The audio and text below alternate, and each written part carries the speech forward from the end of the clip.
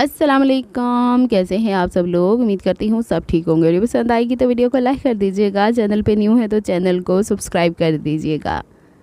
गर्मी के मौसम में सिलाई करना इतना टफ़ हो जाता है। वीडियो के अंदर जो इन्वायरमेंट आप देखते हो, जो एक ब्राइटनेस देखते हो, फिर उसके बाद इस्त्री आप लोग देख रहे हैं कि मेरे हाथों में रहती है हर वक्त ये, और मैं इस्त्री के बगैर कोई कपड़ा कंप्लीट ही नहीं कर पाती। तो इसकी स्टीम की वजह से एक कमरे का इन्वायरमेंट हीट की तरफ जाता है।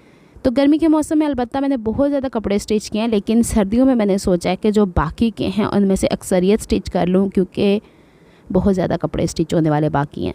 अच्छा, बहुत सारी बातें मैंने सिलाई के हवाले से आप लोगों से करनी हैं, और बहुत सारी बातें और भी डिफरेंट के कुछ नया करने जा रही हूँ। ख़ास करके कराची वालों के लिए एक थोड़ा सा एक डिफरेंट माहौल होगा, वो मैं इस वीडियो में शेयर कर देती हूँ, ताकि अगर आप लोगों ने कोई प्लानिंग करनी है तो 1 महीना पहले ही कर लें। अब क्या बातें करने जा रही हूँ, ये अम्मू के लिए शलवार का कपड़ा लेकर आई थी। वो परे आपको नज़र आ रहे हैं सज्जे पासे, इस्त्री के पिछले पासे। वो उसमें से एक कुर्ता अम्मी का स्टिच हुआ था। फिर उसके बाद सैटरडे पूरा मेरा बाज़ार में गुजर गया। वापसी में इतनी हिम्मत तो थी नहीं, सिवाय ये कि अम्मू को रोटी पका के दे दो। अम्मा कहती है पूरा दिन तू बाहर रहती है, मैंने कम से कम एक रोटी पका के अपने हथा ना खुआ दिया कर। तो फिर अम्मू को बस रोटी बना के दी है, ख़ुद भी रोटी खाई है। और हालांकि घर में सारे होते हैं, लेकिन अम्मू को बस कभी ना कभी चाहिए होती है।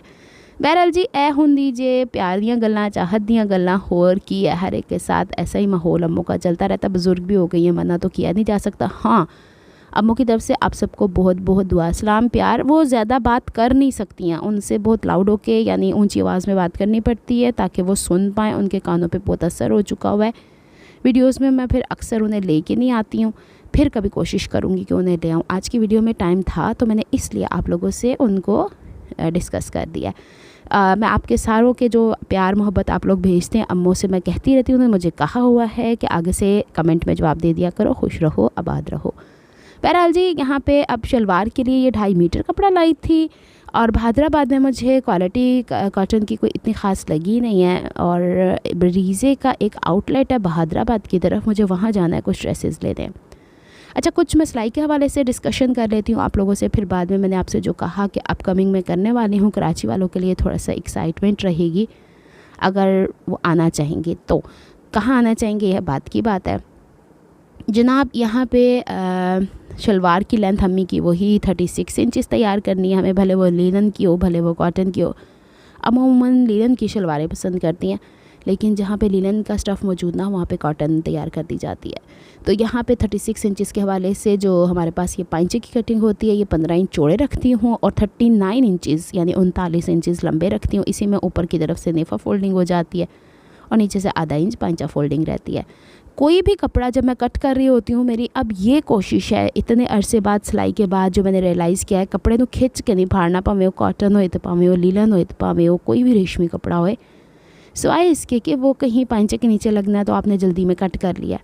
अदरवाइज़ कपड़े का एक बैलेंस होता है, उसमें खिंचान पड़ जाती है तो कपड़े के अंदर वो नफासत नहीं रह जाती। आप भले उसको लाख दफ़ा इस्त्री कर लें, उसने नीचे मतलब कि अपनी अकड़ दिखा के ही रहना है कि तू मैनू ध्रू के खिंचिया ना, मैं तेनों ध्रून का जवाब दसनी है। ध्रून मतलब खींचना।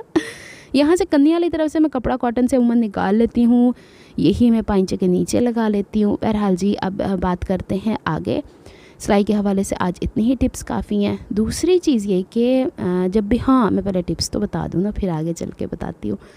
दूसरी चीज़ ये कि जब आपने कोई कपड़ा कट करना होता है ना, तो कोशिश किया करें उसको पहले ही कन्नी से कन्नी मिला के उसका उरेपन निकाल के उसे इस्त्री कर ले। अब देखें मैं कितना मर्ज़ी से उछालूँ इधर उधर इधर उधर, ये कपड़ा वहीं का वहीं स्टेबल। ये कॉटन की बात है, लिनन के अंदर भी यही सिचुएशन रहती है। बस आपने एक ख्याल रखना है कि अगर आपसे वो कपड़ा नहीं हैंडल हो रहा तो फ्लोर पे बिछा ले। मेरे पास टेबल है, मैं टेबल पे बिछा लिया करती हूँ।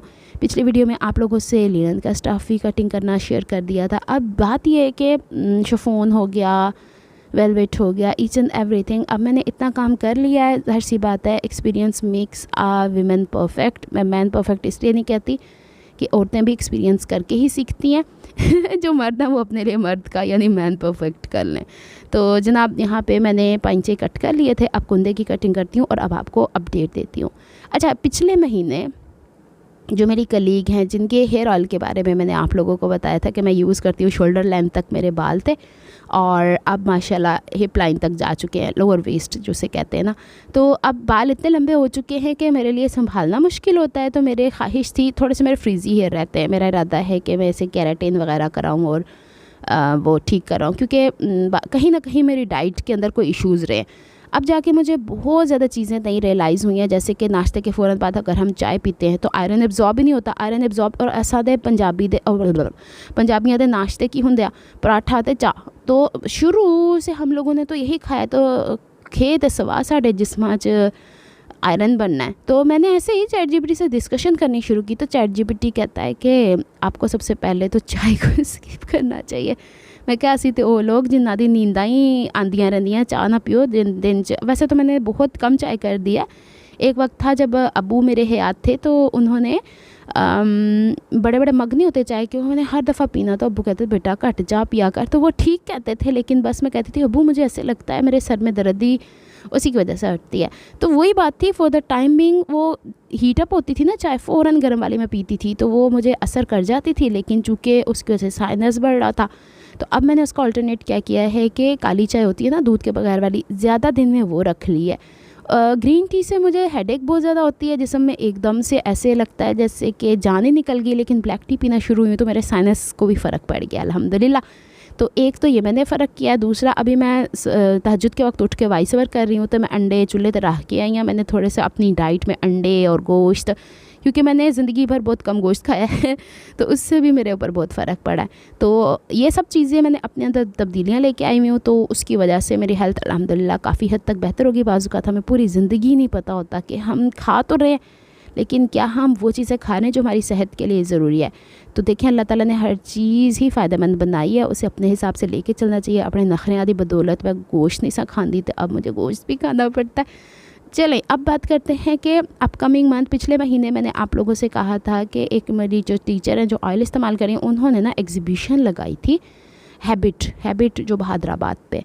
तो अब नेक्स्ट मंथ आई गेस 28 को मैंने भी उनके साथ मिल के वहाँ पे एग्ज़िबिशन में जाना। वो मुझे इस दफ़ा भी कह रही थी, लेकिन मैं एट वंस बहुत ज़्यादा बिजी थी, मेरे पास ड्रेसेस बहुत ज़्यादा स्टिच होने को आए थे, mentally I was not prepare.